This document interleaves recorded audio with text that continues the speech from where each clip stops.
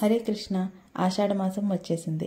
మన జగత్తుకి నాథుడైన జగన్నాథుడు తన భక్తులందరికీ ఆనందం కలగజేయడం కోసం తన మందిరం నుంచి బయటకు విచ్చేసే మహాపర్వదినం రథయాత్ర. ఈ రథయాత్రలో భాగంగానే స్వామివారికి వార్షిక స్నానం కూడా జరుగుతుంది.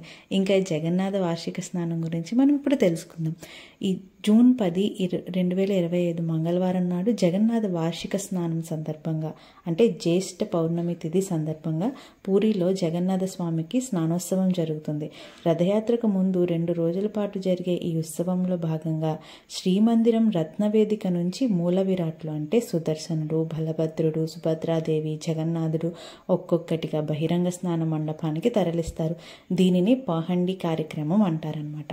ఈ మూల విరాట్లకు 108 కలశాలతో సుగంధ ద్రవ్యాలతో జలాభిషేకం నిర్వహిస్తారు. అనంతరం గజానన అలంకారంతో ముస్తాబు చేస్తారు. అంటే అశేష భక్తజనానికి బహిరంగ వేదికపై దర్శనం ఇవ్వడం స్నానోత్సవం విశిష్టత. మహారాష్ట్ర నుంచి 15వ శతాబ్దంలో విచ్చేసిన గణపతి భక్తుని అభీష్టం మేరకు ఏటా స్వామి గజానన అలంకారంలో భక్తులకు దర్శనమిస్తున్నట్లు కథనంలో ప్రచారంగా ఉంది. అనంతరం తిరుగుపోహండి స్నాన మండపం నుంచి శ్రీమందిరంలోనికి మూల విరాట్ల తరలింపు జరుగుతుంది.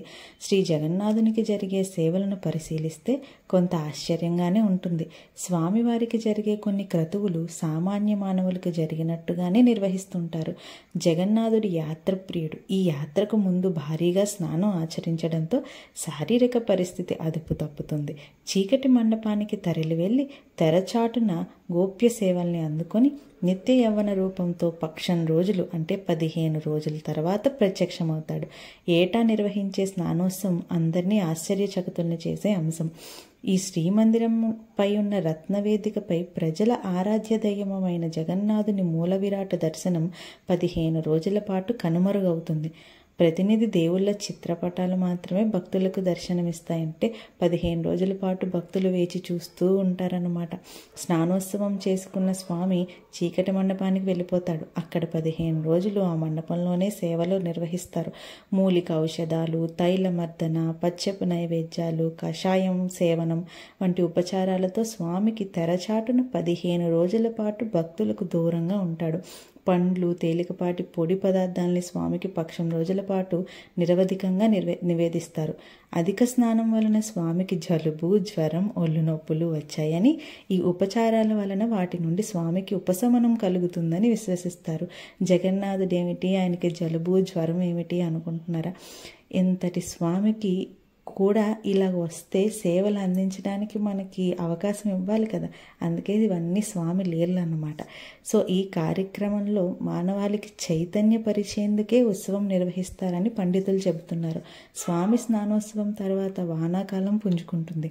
ఈ వానల్లో తడిస్తే సామాన్య మానవుడిని పీడించే జలుబు, జ్వరం, ఒళ్ళు నొప్పులు వంటి పరిస్థితుల్లో తీసుకోవలసిన జాగ్రత్తల్ని జగన్నాథుడు గోప్యంగా ఈ సేవల ద్వారా మనకి ప్రత్యేక నైవేద్యాలు మానవాళికి సూచిస్తున్నాయన్నమాట.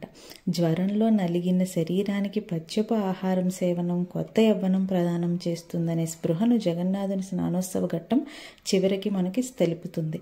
విశ్వవ్యాప్త భక్త జనం కంటిలో పడకుండా కట్టుదిట్టంగా ఆరోగ్య నియమాలను పాటించి జగన్నాథుడు 15 రోజులు అయ్యేసరికి నవ యవ్వనుడిగా ప్రత్యక్షమవుతాడు. ఈ ప్రత్యేక దర్శనమే నవయవ్వనోత్సవంగా రథయాత్ర ముందు రోజు ఈ వేడుక నిర్వహిస్తారనమాట. ఆరోగ్యమే మహాభాగ్యం అనే సందేశం జగన్నాథుని స్నానోత్సవం వెల్లడిస్తుంది. ప్రధాన దేవాలయం రత్నవేదికపై చతుర్ధారు అంటే కలపమూర్తులు నిత్యం ధూపదీప నైవేద్యాలతో మసకబారుతాయి. దాని వన్నె తగ్గుతుంది. అందుకని సందర్భోచితంగా స్నానాలు ఆచరించి నిత్యం తేజోవంతంగా వెలుగొందే విధి విధానాలు ఈ ప్రక్రియ ద్వారా తెలుసుకోవచ్చు. మహాస్నానం పురస్కరించుకొని భారీ దారు విగ్రహాలు సుభాషిత జలంతో శుభ్రం అవుతాయి. ఇంత మంచిగా స్వామి స్నానం చేస్తూ అందరికీ కనిపిస్తూ ఉంటే ఎంత ఆనందంగా ఉంటుందండి. ఇలా శ్రీమందిరం పరిసరాల్లో దశాబ్దాలుగా నెలకొని ఉన్న మఠాలు జగన్నాథ స్వామికి సేవలు చేయడం అదృష్టంగా భావిస్తాయి. ఈ మఠాలు స్వామివారి ఉత్సవాల్లో ప్రత్యేక పాత్ర పోషిస్తాయి. ఆలయ సాంప్రదాయాల ప్రకారం రాఘవదాసు మఠం, గోపాల తీర్థ మఠం స్వామి స్నానోత్సవానికి అవసరమైన సరుకులు అందజేస్తాయి. ఇక స్వామి రథయాత్ర గురించి ముందు ముందు ఇంకా మంచి విషయాలు మనం తెలుసుకుందాం. హరే కృష్ణ.